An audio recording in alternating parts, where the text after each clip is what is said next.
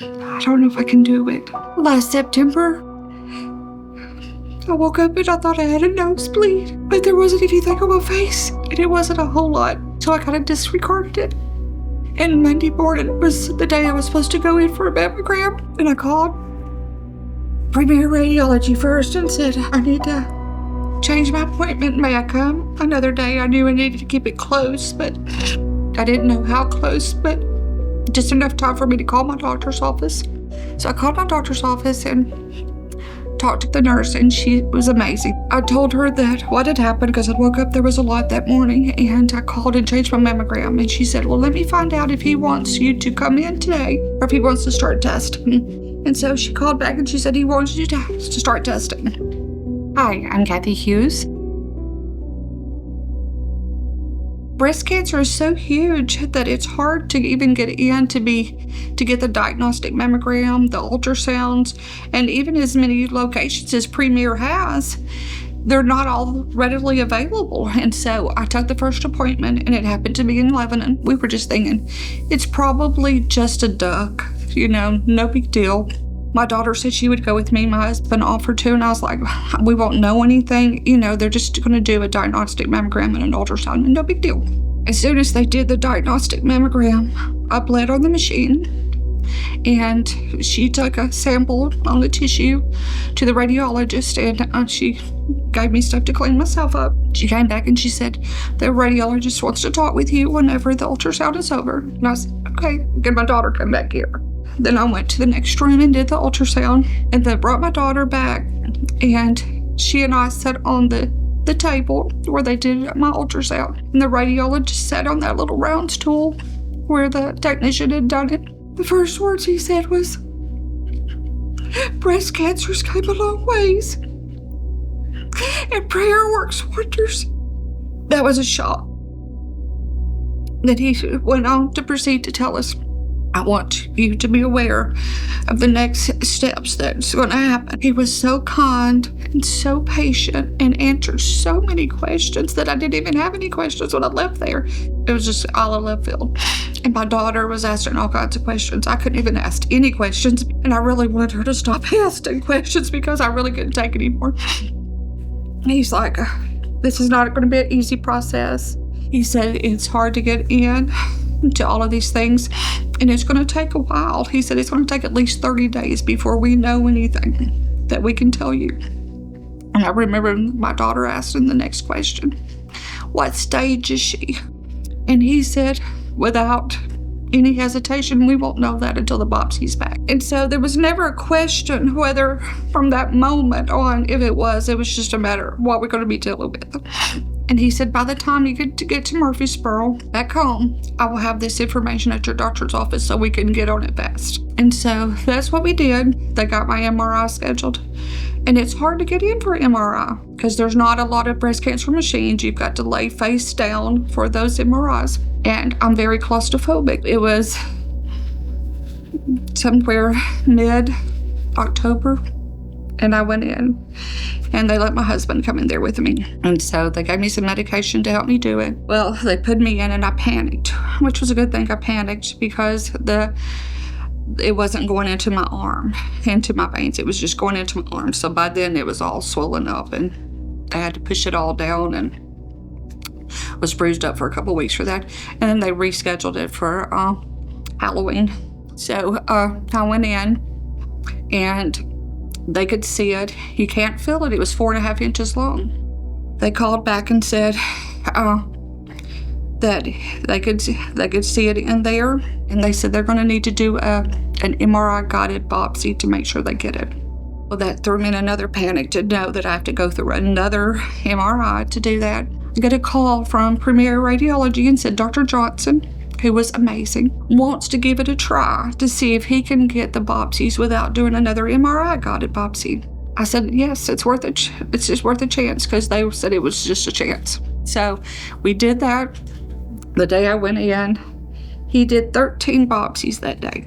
That was November, I think, the 11th. The biopsy came back a couple days later, and we'd already met with the surgeon, and she's like, well, maybe it's just pre-cancer, the early stages, all of that. It only took a couple days, and she called and said, hey, we were able to get it, which was great news, but it's more than we thought. It's also in your tissue. And they had no way of knowing that it was also in my tissue. Me and my husband was on a conference call with Dr. Lindbergh, and I was like, I just don't think I can deal with all of this just a second. So she said, on Monday, bring your family and we'll discuss what we're gonna do. So we went on Monday, me and my family went on Monday, and it was my daughter who even asked the question. She's like, so they're saying she's got 2 separate breast cancers? And she said, yes. She said, we didn't even know the other one was there until the biopsy. Then I saw one of my other doctors after that. He's like, 4.5 inches, we should be able to feel this. And I was like, well, I could feel it when he had the needle in there. And I was lucky. The ductal that was 4.5 inches is stage 1, and the one that travels is stage 2, which is all a blessing. I used to think breast cancer is it's breast cancer. And she said, we don't even know until this next test comes back. They were still waiting on some pathology to know if we were gonna have to do chemo before we did the double mastectomy. Some cancers respond really well to the chemo, and then some will do better after your surgery. And so at that point, we still didn't know. But she did call the next morning. She's like, I know you was worried about it, but we're not gonna have to do the chemo beforehand. I have been blessed. I have not had to have chemo or radiation. I do take the pill. They did do the double mastectomy January the 10th this year. That was whenever the biggest snowstorm was supposed to be taking place in Nashville. And I have a wonderful friend group, church group. I mean, the support, and that was the number one thing they said. Your support system will carry you. So we decided to stay at a hotel in Nashville to make sure we were there for the next morning. Lots of crazy things were going on during the time. One of my surgeons had not turned his stuff in yet, so I called his office. He had been terminated. They gave me a number. They said, we have a number for him, and I called him. And he's like, I have, but I'm gonna be there and I'm gonna take care of your surgery. Don't you worry about it. I remember waking up, and Nashville is got a snowstorm all the way around it. And we're like in a little fishbowl right there with this in a big old huge snowstorm, and it's no snow right there. And I was like, Hughes, look, God's got us. They wouldn't let nobody come back there with me. I felt so calm though. And they don't give you any medication because you've got to talk to your doctors before. But I felt so at peace and so calm that morning. And then they let my husband come back there, which was a surprise. He's like, you're calm? I'm like, I am. I feel very calm about it. I had a recliner that lift. My husband got a lift recliner for the bedroom, and because you can't use your arms, you can't do anything after the surgery. I mean, it changes your life, and it shows that you're very humbled when you can't use your arms anymore and you've got to rely on other people. And it shows that you've got to have that support system or you're not going to make it through it. And then the second surgery was supposed to be just real quick. So I said, just my husband and daughter just go with me for that because it was supposed to be just minor. Well, when I woke up, I'm like, I'm cut under my left arm and then to my back. And they said, you are on both sides. And so I have cuts from the front into the back, up under my arms and into the back on both sides.